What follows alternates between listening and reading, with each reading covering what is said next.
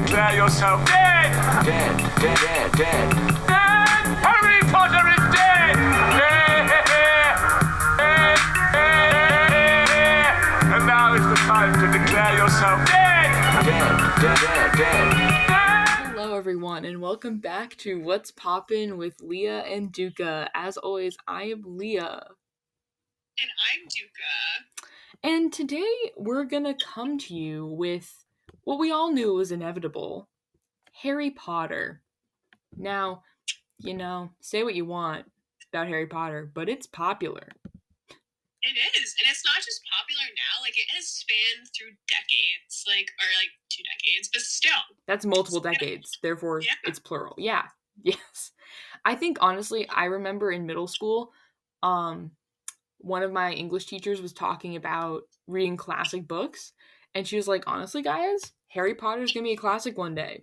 It already has, the reader base. It has everything it needs to be a classic. We just need to wait, 30 to 40 years. And I was like, you know what? When they start teaching that in school, I'm going to be able to help my kids so much with their homework. It's not even funny. Right? Dude, seriously. I've been looking forward to this forever. Yeah. It's like, you need information on Pottermore? Let me just tell you everything. My wand type, everything you need to know, kid. Let me just spit out information at you before you can even ask me. Exactly. I think that's best. So as a quick disclaimer, we are not going to spend any of this podcast discussing J.K. Rowling and her tweets, her views on trans people. We do not support those views.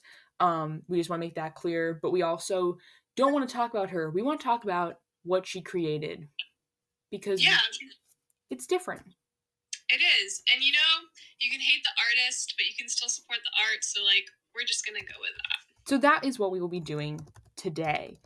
So I think we should probably start out with what house we're both in. Ooh, okay. Just to get it out there, I think it's important. So I'm a Gryffindor, and I like being a Gryffindor, but I also feel like that's such the stereotypical house, so I'm kind of upset about it, but it's okay, whatever. Love that for you.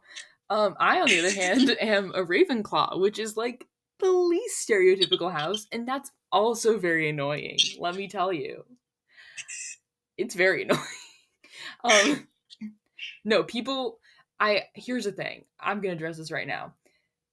In my experience, there's the most, merchandise, conversation, whatever, regarding Gryffindors and Slytherins. And then people will say, oh, Hufflepuffs and Ravenclaws are equally underrepresented. I'm going to disagree with you there, because I think that there are so many Hufflepuffs in the world that they have overthrown, any corporation who refuses to make Hufflepuff merchandise. So now I'll walk into a store and they'll have everything in Slytherin, Gryffindor, and Hufflepuff, but nothing in Ravenclaw, and it infuriates me. I side with you there though, because I feel if you're looking at the stereotypes too, Hufflepuffs are your stereotype, soft boy, soft girl, soft femme, whatever, and Ravenclaws, I feel no one really has a stereotype for them. I've never heard, other than, kind of book smart, I guess, or, maybe, oh my god, what's it called? I mean, the thing that people always say to me when they find out that I'm a Ravenclaw, and yes, it does come up in conversation pretty frequently. You have no idea. Because I think a lot of people think that all Ravenclaws are either, book smart, does well in school, or they're, weird and quirky. Which I'm not saying I'm not, because I definitely am. But I think we're all kind of weird and quirky. So, I mean, that's my issue with the houses, because I don't know about you, but in the past, when I was younger, when I, kind of first got into Harry Potter, and even honestly, up until 5 to 7 years ago, I, refused to believe that I could be anything other than a Gryffindor, because that's all that's really represented, at least in the movies. Not so much, the books have more details, obviously. I think the whole four houses aspect of Harry Potter has really helped me figure out who I am. And this sounds really cheesy, I know. I low-key wrote one of my college essays on this, and then I didn't end up using it because I was so embarrassed about it. But like when I was younger, I used to think of it as, you had to fit into one of these 4 houses. And if you didn't, it's like, oh my God, what? But then like as I've gotten older, I realized that like you can have aspects from every single house, but like lean towards one or like lean towards none of them, like you're smack dab in the middle. And I think that that's really helped me kind of like figure myself out, because I used to be like, oh, I have to do what a Ravenclaw would do in this situation. And then like, a day later I do something that like a Slytherin would do. And it helped me kind of realize that you don't have to fit in a box. You make your own box. Okay, no, that's a really cute story. That's not cheesy. Like, that's cool. Like, personal growth. We love through, personal like, growth. Harry Potter and, like, childhood stuff like that. It's so cool. Love it. Love to see it. Yeah. But yeah, I mean, this is kind of going back to a previous point, though, but if you look at, like, the houses, have you seen, like, those Instagram, like, boards that are, like, styles that, like, each of the houses would wear? Yeah. Yeah. So, I feel like, even for Ravenclaw, like, you can kind of argue that it's kind of, like, the core that they give it is similar to, like, Slytherin. Like, it's, like, dark academia or whatever. So, there's nothing that really, like, separates them. And I feel like, or makes them, like, stand out, like, that the media gives them acknowledgement for, and I feel like that's kind of crappy. I think it's really funny, actually, because, so, like, when I was little, also, when I was little, I hadn't read the books yet, so in my head, like, all Slytherins were bad, which I've learned is a terrible stereotype, because it's not true. Like, I have a lot of friends who are Slytherins, and I myself kind of lean towards Slytherin on occasion. But I think it's really funny because literally Slytherin and Ravenclaw are very much the same, except for Ravenclaws tend to like strive. I think the differentiating aspect between the two of them is that Ravenclaws tend to strive towards academic excellence, whereas Slytherins just kind of strive to be best at whatever they're doing. Like I always think of it as like they're more cunning, street smart, like determined, and then Ravenclaws are like, we're smart, cool. But I mean, that's another funny thing. I used to kind of lean towards being a Hufflepuff when I was younger. Honestly, I don't even know if that was true or if it was just me trying to get Gryffindor in the quiz, but I definitely lean more towards Slytherin at this point in my life, but I've embraced the Ravenclawness. I don't know about you. So I feel like similar with Slytherin, just because like I've become so like depressed and like angry as I've gotten older, so I feel like that fits more into like the Slytherin category than the Gryffindor category. And like I don't know, like I feel with Gryffindor, like I get the headstrongness. Like I'm definitely like a headstrong person. Like I'm gonna I go out see of my that. way. Are you kidding me? That is so like that makes the most sense. Yeah, well, like I feel like. And, like, the whole, like, going out of your way for your friends thing, like, I've definitely, like, charged into situations, and I would charge into a situation. Like, if someone was messing with my friends, or, like, someone was trying to get in a fight with my friends, like, I would charge in and, like, punch the person. Just, like... That honestly doesn't shock me at all. Like, I've definitely been with you in those situations. Like, maybe you didn't punch them physically, but you might have punched them verbally, you know? Yeah. Oh, I've definitely punched people verbally many times. Or even just with, like, looks. Like, yeah. So, I get that. I feel like that aspect of Gryffindor, and just, like, even though, like, I feel like I'm so anxious that my anxiety makes me not courageous, but I feel like I'm still kind of courageous. Like, I would jump into a situation, like I said before, and, like, not even think about it. So, I get, that's, like, really where I hit with Gryffindor. I don't know, though. Like, I kind of want to retake the test and see if I am more like Slytherin, because I've really come to kind of be more like, I guess, like, I don't know. I feel like I can really Slytherin more as an adult, because it's kind of, yeah, I like to be myself and I hate people. And, like, I, like, can manipulate if I want to, but I choose not to. So. Well, the other interesting thing is I've done, like, an abnormally large amount of research. Yeah, like, I have more knowledge on this topic than I should.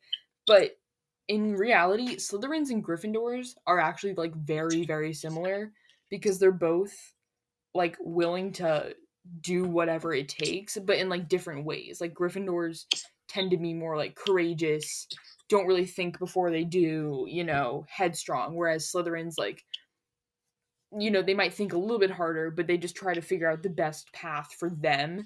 I think that's where they differentiate. Like, Slytherins tend to be in it for themselves, whereas like Gryffindors might be more in it for like their friends, like because they're supposed to be loyal and all that.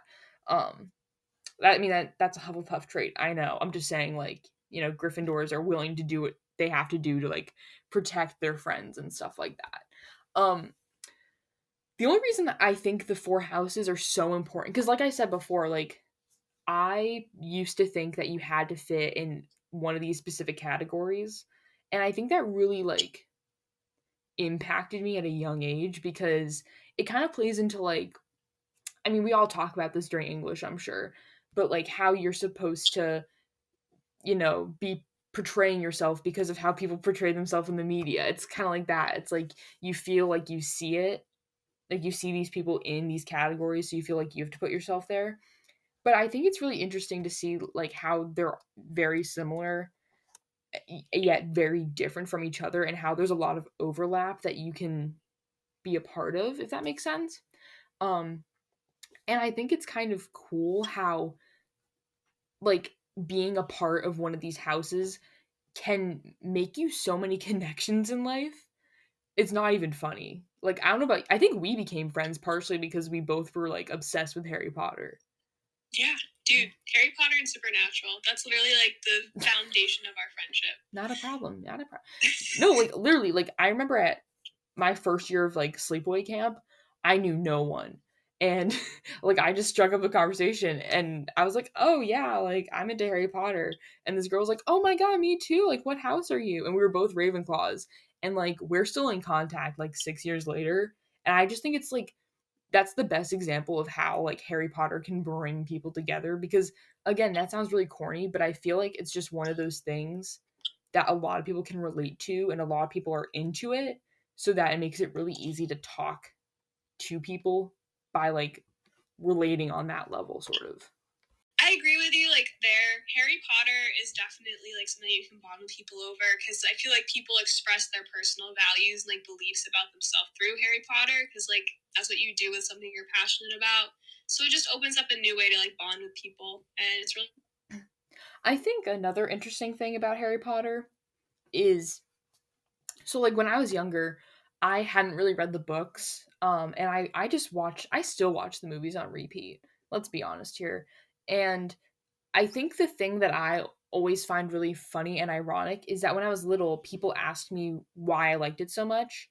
And I said because it's not like a lot of movies, I feel like, especially when I was growing up, there was a lot of movies centered around like government or war or some kind of like political unrest. Like if you look at the Divergent series, the Hunger Games series, I mean, that's civil unrest, it's political unrest. Like there's so much of that kind of stuff, especially in YA books, I feel like. And I always said, "Oh, I like it because it's like, it's make believe, it's pretend, and it's fun, and it's wizards."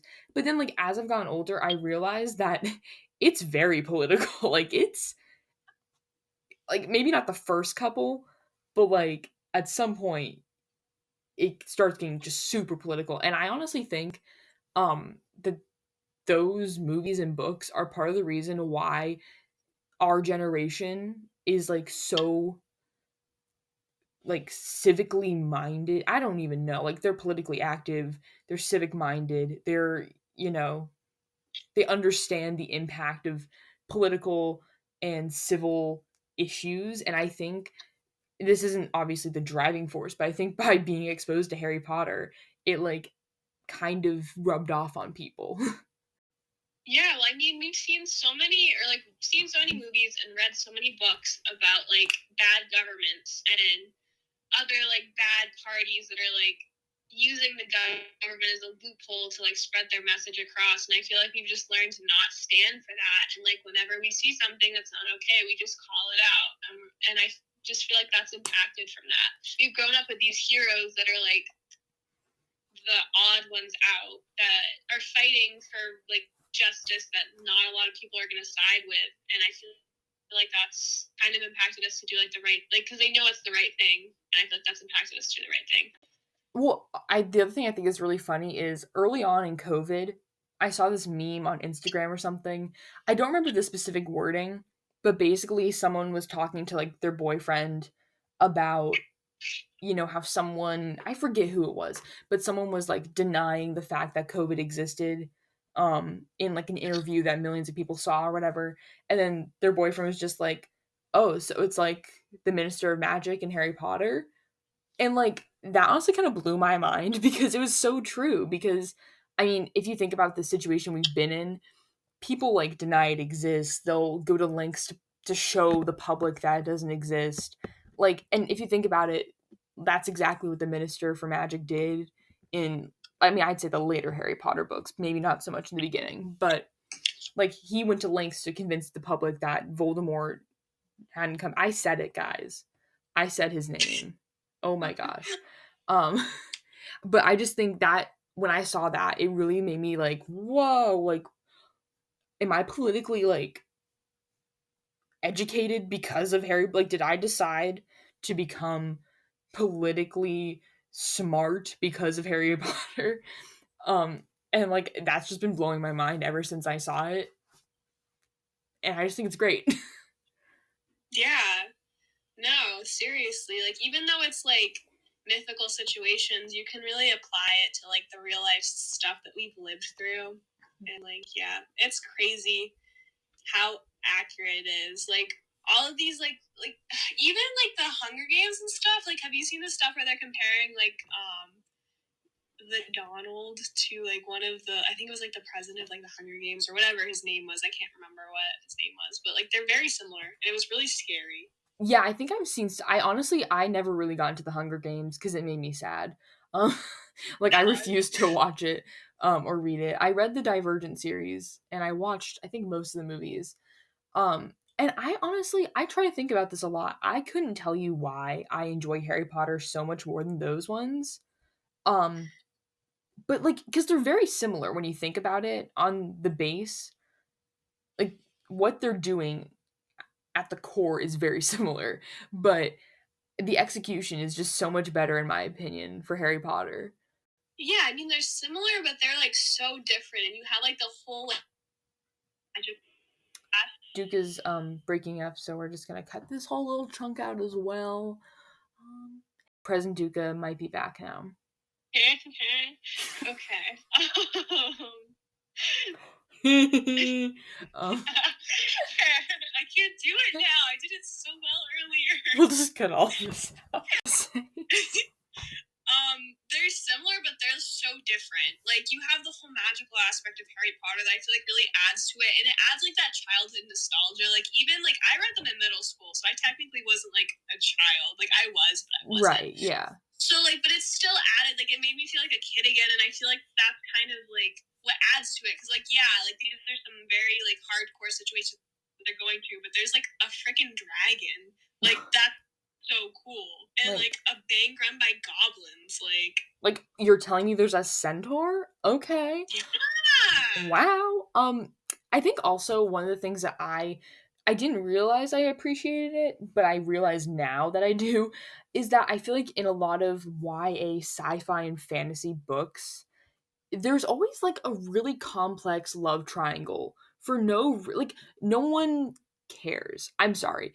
But I think the thing I really appreciate about Harry Potter is that you kind of like see them grow up. So like in the first like two, they're kids. Like they could care less about, you know, having a boyfriend and dating, whatever. And then like the third one through the end, you see like the awkward like puberty phase, as I like to call it. And I honestly appreciate that because I feel like it makes it so much more relatable to see someone going through like the same awkward phase as we. I mean, obviously these kids were dressed up like hair, makeup, like, you know, they looked better than any of us probably did during puberty, but like the awkwardness and the complexity of like high school relationships are there. And I think that's something that Harry Potter does really well that like Divergent Hunger Games does less well.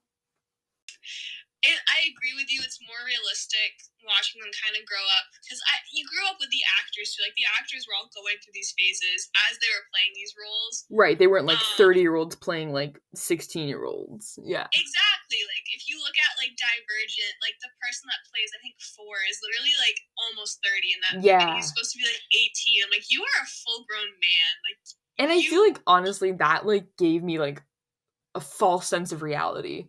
Because I thought at 18 I would be stunning. I thought that I would have zero acne and be like fantastic looking. And then like, I mean, not that they don't look good in Harry Potter, I just think it's a bit more realistic for a teenager to look like, I mean, the haircuts alone. Like we went through a few rough spots in the movies with the haircuts. We're not. Oh my god, the long hair from the Goblet of Fire. Honestly, Ron's hair in the third one just gets me because it's like it's not a mullet, but it's trying to be. But that's another story for another day. But I just think it's a lot more realistic to like be a part of in that sense. And I think also that kind of relates to like the relatability that we were talking about with the houses. I think it's not just the houses where you relate to others in your house or you figure out that you relate to aspects of people's personalities from other houses. It's also that like you can relate to the characters like, you know, as they're growing up. Cause like, I mean, I feel like I've been I don't know, I think my mom first showed me the first movie when I was like 7, something like that. So like I feel like I kind of like grew up with them. I mean, obviously I've rewatched the movies many, many, many times since I was 7. But like every time I watch them, it makes me like you were saying before, it's really nostalgic, even if you weren't young when you first watched it. Because it's like, you know, going back to school. That's the other element I really like, is like it's the back to school kind of vibe. And like a lot of them also involve like the Christmassy kind of vibe.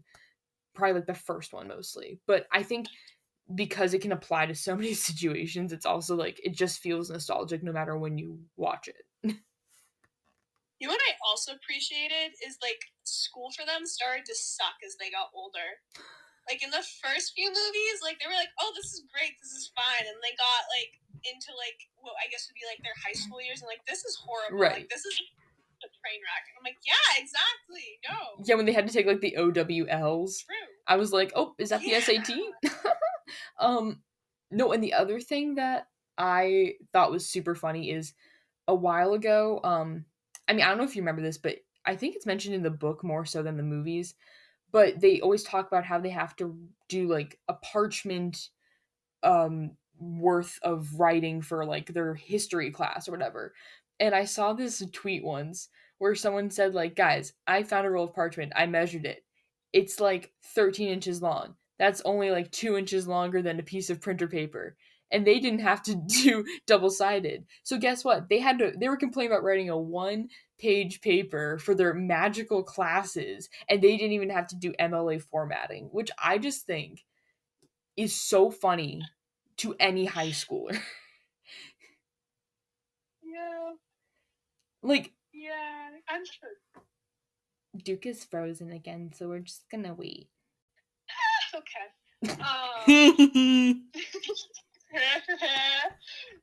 It keeps getting worse. It just keeps getting worse. But no, like I agree. Like I'm so jealous of that. I wish I only had to write a page for like all of my class. Right, yeah. That would make my life so much less.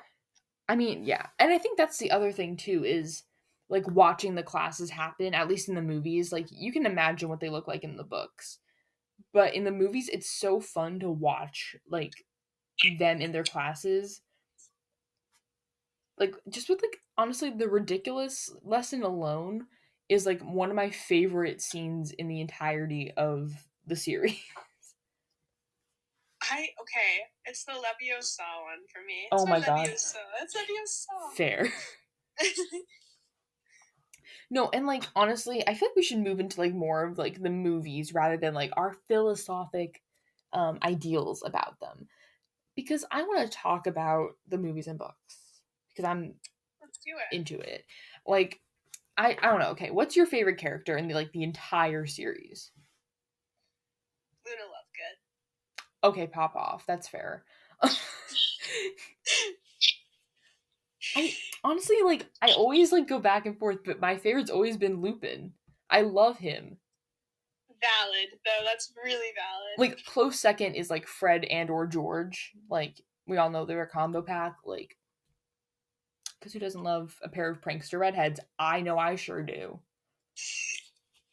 That's another thing I love about Harry Potter is like I never realized this, but when I was little, there weren't that many redhead characters in many shows or movies, and if there was, they were always like the bully. So I really appreciate that there's like an entire family of redheads who are like the most like kick butt group of people. Like, I mean, except for movie Ginny, but that's, another it's another thing. Yeah, they did her dirty in those They movies, man. they really did. I mean, I'm still mad. Honestly, to those of you listening, if you haven't read the books, do it. Because like I know it seems like a lot and they're long, but there's so much more detail in the books that's so interesting. Like just please do it for your own good. It's not even like Bonnie Wright. Like Bonnie Wright could have done more any the opportunity. Yeah, I honestly it makes me sad when people blame her because I don't think it's her. I think it's like the way they wrote her. Cuz in the book, she's written like very like, determined, like takes nothing from nobody. And then like in the movie she's like your shoe. And we're all like in the audience waiting for something to happen and we're like, "Oh, she's tying his shoe." Awesome. She's literally not even like a she's like not even a three-dimensional character. No, she's like not. the last movies. She's literally like a two-dimensional character for the first like 6 movies. Yeah, I remember the first time I read like the books all the way through, and this is like a minor spoiler. It's nothing that important, honestly, to like any of the rest of the plot. But the whole part about like I think she and Harry are dating at this point, and like someone I think she spread a rumor that he had like a hippogriff tattoo on his chest, or like I thought that was so funny, and I'm like, why wouldn't that would develop her character so much? And like it's sad that that's all it would take, but also I would really enjoy watching that. Like it just made me laugh so hard. And there's so many parts of the book like that where it's like now that I've read it, every time I watch the movies, I'm waiting for it to happen and I'm like, "Oh, that was the book." Disappointing. Yeah, dude, I feel like even like in the movie, like Harry and Ginny's relationship, like I feel like it just came out of nowhere in the movies because they just didn't build it up or like show their development through their relationship. Like it was just like, oh, they're at the Weasley's house, they're kissing, cool. Yeah, it's like the That's second movie she looks at him and runs away, and then it's like 2 movies later they're like making out. I'm like, oh, okay, cool, awesome. Yeah, that's exactly how love life works. Though. True, yeah. You mean you just don't like kiss someone randomly and like after You don't zero? just run away from someone and then like 2 days later just start making out with them. I mean, yeah, for sure. No, and like here's the thing, I love the movies. I'm a big advocate for the movies because I think they don't get enough credit. But I do think that there's so much more interesting detail in the books that it's so much it's just worth it to read them. Yeah, I totally agree with you there. Like they did a really good job with the movies, like as far as like book to movies go. But like the books are just so much better. Like there's so much detail that they just didn't put in the movies for an unknown reason. So like the thing I think is because like I understand that at some point like if they put every detail in, these movies would be like 9 hours long. So like I get that they have to cut something. I just feel like there's like certain parts of the books that like deserve to be in the movies, like for plot's sake, if nothing else. Like Peeves, why is my guy not in the movie? Like, dude, I know. They had no good reason to leave him out. He's like my favorite character. Yeah. And like the part where the twins like, fly out of Hogwarts and they just shout, "Give her hell from us, Peeves." Like I would love to see that in a movie. I would absolutely love to experience that. But unfortunately, we don't. Yeah. For no reason. I feel like that would have added so much to it as well because like we don't really get to see many ghosts in Hogwarts and I feel like they're a pretty significant part of like the book. For sure, yeah. So, yeah. I think all we got was like Moaning Myrtle. Okay, but like Moaning Myrtle's kind of a queen though. I'm just gonna say it. Like I enjoy Moaning Myrtle. She is, but she kind of irritates like the crap out of me. That's very fair. I mean, no, I absolutely loved Nearly Headless Nick in the movies because he's played by John Cleese. And like that's what I find so funny about the casting of Harry Potter. There's so many like well-known British actors in it. Like you got Maggie Smith, John Cleese, Alan Rickman. And like, for the record, I like Alan Rickman more than Snape. I'm gonna say it. I'm gonna go there. Yeah, no, I agree. I like Alan Rickman as like than like Snape. Like, okay, are we gonna do the Snape convo though? Because I'm fully prepared to do it. I think we should. Okay. Let's start with you. What are your opinions? On Snape, I mean, okay. I want to hear all of it, unfiltered.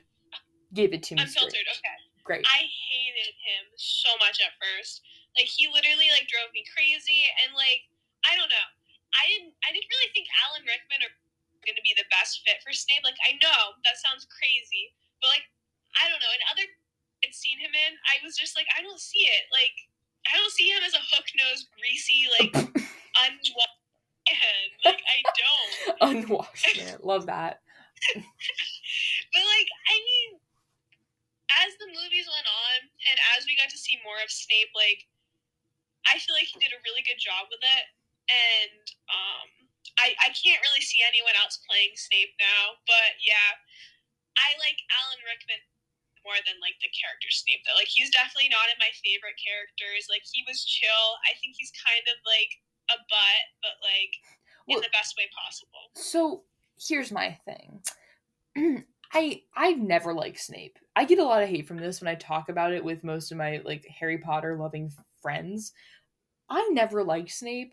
And then in the last movie, spoiler alert, like, I'm not going to say it out loud, but if you've seen the movies or read the books, you know what happens. And it turns out, like, oh, he was a good guy, and he, like, betrayed Voldemort, and he loved Lily. Like, I don't care. Like, the reality of the situation is, he loved Lily Potter. And to the point where he was kind of obsessed with her. Even when he was, like, rude to her, he was, like, just obsessive and creepy. And he refused to accept that she didn't like him. And then he ruined, like, what was left of their relationship, became a Death Eater, and then, like, when she was killed, he's like, oh, now I'm gonna be good. But, like, he didn't do any of it for the right reason, I guess is why I hate him. He became good because like, the woman he loved died, and then he only did what he did for Harry Potter because he loved Harry Potter's mom. Like, the reality is he was still abusing verbally and physically, as we see in, like, the hitting scene, like, these kids for years. Like, and I don't think anything changes that fact. And it makes me very mad when people are like, oh my god, Snape's such a good guy. I'm like, I don't think he is. But okay. You can even see that he really didn't want to deal with Harry. Like, there's scenes where Dumbledore's like, he has Lily's eyes, and he's like, okay, like, chill, like, whatever, I guess I'll be nice to him now. Like, he wanted nothing to do with that kid. It was all about his infatuation with Lily, and you can argue that it's his fault that Lily and James died. Like, it was clearly his fault. I'm so glad that we can't get, like, comments on these podcasts, because if we could, I would be scared. But, like, that's exactly how I feel. People are like, oh, but he ended up doing the right thing anyways. And I'm like, I don't care, because he did the right thing for the wrong reasons. And I feel like that's almost more important than what you do. I agree. I don't feel like I hate him as much as you do. I don't think many people do. Yeah. I mean, I don't hate him. Like, I love Alan Rickman, so, like, therefore I enjoy watching Snape in movies. And, like, there are some really funny parts involving Snape. It makes me so frustrated when people say that he's, like, a good guy. Like, I don't think he was. But that could just be me. But I kind of go back and forth on it, because like you said, I definitely feel like at the end he did the right thing for the wrong reasons. But like, if you also look at how, like, the Marauders, how do you say that? Yeah, the Marauders. If you look at how they treated him too, like, honestly, I would be probably just as angry as he was. The thing is, like, I don't disagree with you at all. Like, I think they treated him horribly. Like, they don't get into that much in the books even, but it's, like, implied that they bullied him. So, like, I get it, but I feel like the difference there is that the Marauders, like, grew up. Well, except for Peter Pettigrew, but we're not going to go there. But, like, they grew up and they learned, and, like, they became better people. You know, like, that's what you expect to happen, that you mature and you go through things and then you become a better person. Snape was like, no, let me hold on to this grudge with an iron fist so that I can be the most horrible person for the rest of my life. Like, that's what bothers me. It's like he never let go of any of what happened in basically high school. I agree with you there. He definitely internalized all of that and just let it eat away at him over the years, which is so unhealthy. Like, get you a therapist, gang. Like, please. Fam, please. But, like, yeah, I don't know. I feel like I'll side with you that he's not really a good guy. I feel like he had the potential to become one, and he just chose not to be. Yeah, I agree. And I mean, maybe that's why people like him. I don't know. I can't speak for everyone. I'm just speaking for the minority, which is the Snape haters. So that's my job. But yeah. And then, like, the whole, I mean, as a segue, this is the worst segue in the history of segues. But him as the defense against the dark arts teacher also got me. Because, like, yikes. Like, Dumbledore was like, "Oh, you know how to do all of this. Let me just have you like teach kids not to this." Like, I think part of the reason also I don't like him is because in the books it's established that Harry Potter is like really good at defense against the dark arts, like better than Hermione, which is like, whoa, who thought? But then like when Snape's teaching it, like everyone's like failing. So I feel like that's kind of like the final straw for me, where it's like obviously some people are good at this. He's just like spiteful to everyone. Yeah. Yeah, he like I'm trying to think. Was that the same time that like Harry found that Tom Riddle's journal and like almost killed Draco? Was that even the same thing? No, he didn't find a journal. He found some of Snape's stuff and he almost killed Draco. Was that in that same movie or book? Well, yeah, he had like the Half-Blood Prince's potion book, and then he didn't know what the spell was. Yeah, like I don't even know. Was he the teacher at that? I feel ridiculous not remembering this. But yeah, I feel like he was not the right choice. Now, okay, if we're going to the defense against the dark arts teachers thing, so are we going to acknowledge the fact that one of the best defense against the dark arts teachers they had was freaking Barty Crouch Jr.? Like, pretending to be Mad Eye Moody? Like, sorry, but it's true. Such a good job with that too. Like, no one saw it coming, including like I never saw that coming. I was like, this guy Mad Eye Moody is just like chill. Like he was like awesome, and it's like actually no, he's a Death Eater. No, I remember when I first saw that movie, I was sad when he ended up being a bad guy. I'm like, I don't care. He shouldn't go to Azkaban. He should be their teacher because they've definitely learned more in this one year than they have ever learned before. Here's the thing, though. I said before my favorite character is Lupin. I stand by that because I think Lupin was an equally good teacher. I really do. Like, he honestly, I think part of the reason why he's my favorite is because he kind of embodies like the ideal teacher in my mind. Like, he cares about his students. He like has fun with it. He makes learning fun. He tries to teach them useful stuff. So like I think that's not always well represented in movies because I feel like, you know, in a lot of fictional movies they'll try to make like the teachers like not care or like really bad, like just comically bad. So that's not even realistic. But that's another way I feel like the Harry Potter makes it more realistic. Yeah, their teachers are so good. And like just like so like human. Like like you said, like realistic. Like it just they fit. And like honestly kind of wish I had some of them as teachers, not gonna lie. Honestly, so cool. If Minerva Mcgonagall was my teacher, I would be so happy. Like when I was little, I was like, yeah, I like her, but she's kind of firm. And then later on, she just has a few lines where I just crack up. I'm like, wow, this woman is a genius. This really popped off. She did. She like, oh my god, I cannot express how much I love McGonagall. I hate Lockhart with a passion. Yeah, we're not. Should we talk about him? Because I'm gonna get really angry. We only have a few minutes left, but I think it's worth discussing. Okay, he's literal garbage. I literally hate him. He is, if you think of toxic masculinity, that is everything to do with Lockhart. Like that, the word toxic masculinity should be defined in the dictionary with a picture of Lockhart. Like, honestly, I'm not even sure if it's toxic masculinity. It just feels more like narcissism. But, like, isn't that toxic masculinity, though? Like, I'm sorry. Anyway. Oh my god. No, But, like, I he's hate just him. way too full of himself. He's not, and the fact that everyone swoons over him made me so angry, because he's not even that He's not that attractive. No. He's literally just a 40-year-old man with, like, ridiculous hair that is definitely a wig.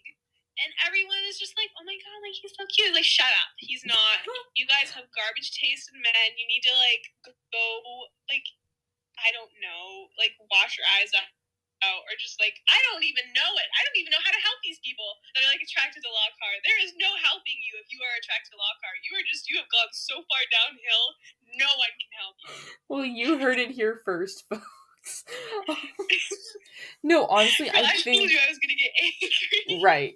I think, honestly, the second book is where I started kind of not liking Dumbledore. Not for any other reason besides the fact that he, like, was going through applicants for this position and, like, knew this guy was a fraud and was like, huh, that would be funny. Like, just not caring that his kids would learn nothing, but just be like, huh, that's a funny prank, man.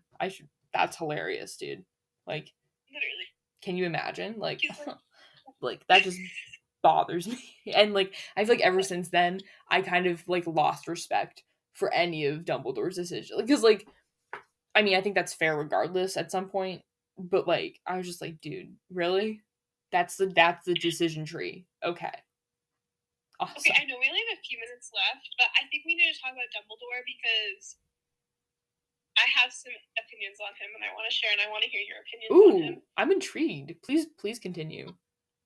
So I think Dumbledore is one of the worst people in the book. I think that he is worse than Voldemort because he literally knew exactly what was going to happen and, like, manipulated Harry and, like, made Harry feel like he was wrong and, like, what he was thinking or feeling, like, wasn't right. And, like, that he was kind of, like, almost like, you know how people play, like, the insanity card, like, something will actually happen, they're like, no, like, you're just crazy. Like, that's how Dumbledore was. He put Harry through so much crap.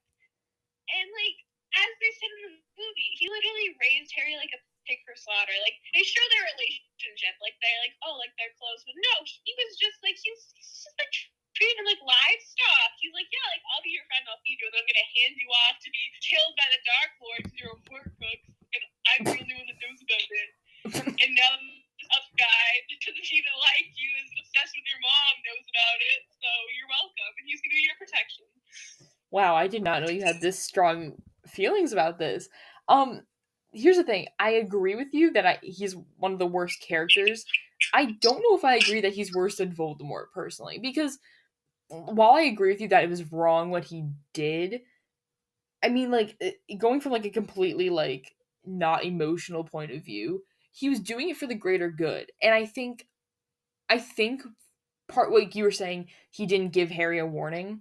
I do agree with you that he should have done that later on, but I think in their first few books and movies, like, I get it, because the kid's, like, 12. Like, you're just gonna go up to a 12-year-old one day and be like, hey, by the way, you're gonna have to, like, literally die. But, like, at the right time, because, like, we can't do that now. We can't just... I'm not prepared for that. Like, I do agree that he should have told him eventually. I honestly, like, I thought I had strong opinions about Dumbledore, but obviously not compared to you. Like, because I honestly, people are like, oh my god, Dumbledore's the best. I'm like, I never really liked him because I think Ron and Hermione might point this out to Harry several times throughout the books and movies, but it's like, I don't understand why Harry continues to have trust in him, because every year it's like the same song and dance, and Harry's like, yeah, it's fine. It's, Dumbledore said it's cool. I'm cool with it. But, like, at some point, why are you still following this man? And I think that was my biggest issue in the Deathly Hallows, because, like, everyone, you're supposed to get mad at, like, Ron for leaving because Harry has no plan. But honestly, like, while he went about it in, like, a really terrible way, I can't blame him, because, like, there was zero guidance from anyone. So, like, I'm sorry, but I'm not sorry, because I'm not a big Dumbledore fan either. I do like people's, like, ideals of him. I'm gonna say something that I'm probably gonna live to regret, But, like, if you read fan fiction or, like, stories where people use these characters to make their own stories, there's a lot of, like, just funny Dumbledore stuff, like, where he's, like, just, like, talking with McGonagall at, like, a book club and, like, they're besties, and, like, I love that, but I don't think I love, like, the OG Dumbledore as much as a lot of other people do. Yeah, like, I can see it. Like, he had some good personality traits, but, like, the question I have is how much of it was an act? Because the man was so, like, two-faced, and, like, definitely the side that he put towards this whole, like, the goofy professor side, as we got to see, was not real. And it's, like, how dark and, like, twisted is this person? Like, Right, yeah. I mean, I think that's a very valid point, honestly. But I think I have stronger feelings about Snape than you do, and I think you have stronger feelings about Dumbledore than I do. But I mean, I think it depends on.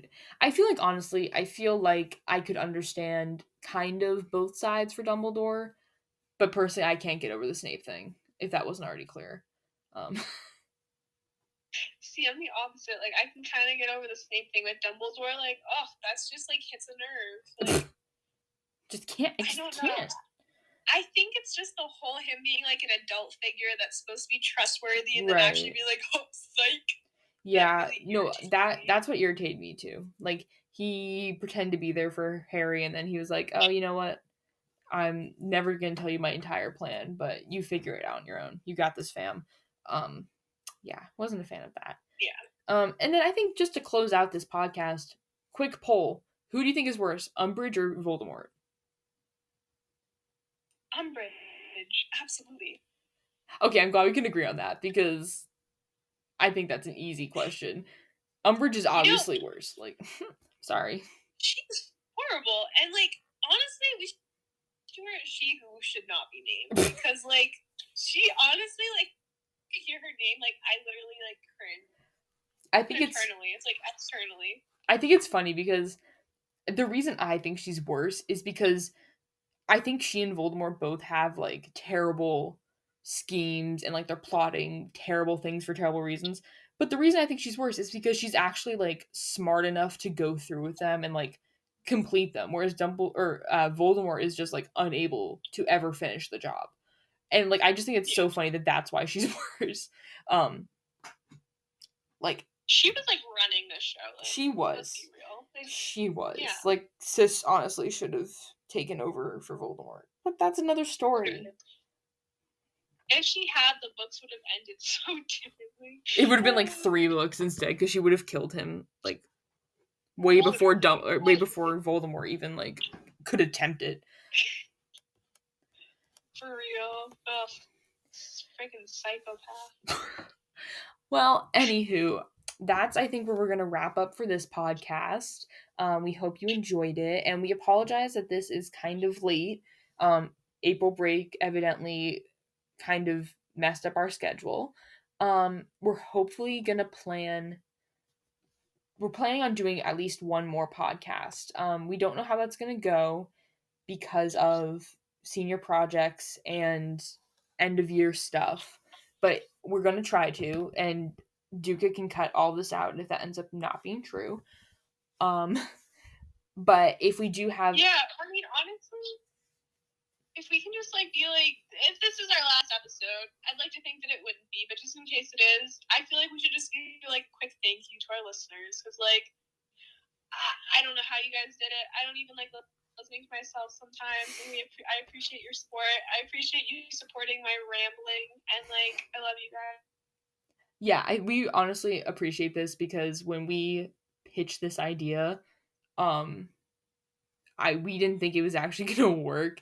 I don't know how many people actually listen to this, but it's fun because these conversations, we kind of framed all of these around actual conversations that Duca and I have on a regular basis, and, like, typically they go very similar to how you hear them go down. So we appreciate the opportunity to just do that more. Yeah. And hopefully Seriously. we'll get to do it a couple more times for you guys. And I think if we do, our potential final podcast is going to be around Disney and Disney movies. You know, all the good stuff. We did Harry Potter. We gotta do Disney next, I think. So I'm excited. Me too. I'm Me hyped. too. Yeah. So look forward to it, and hopefully you'll tune in for that. But thanks for listening, and we'll see you next time. Yes, thank you. Bye. Dead.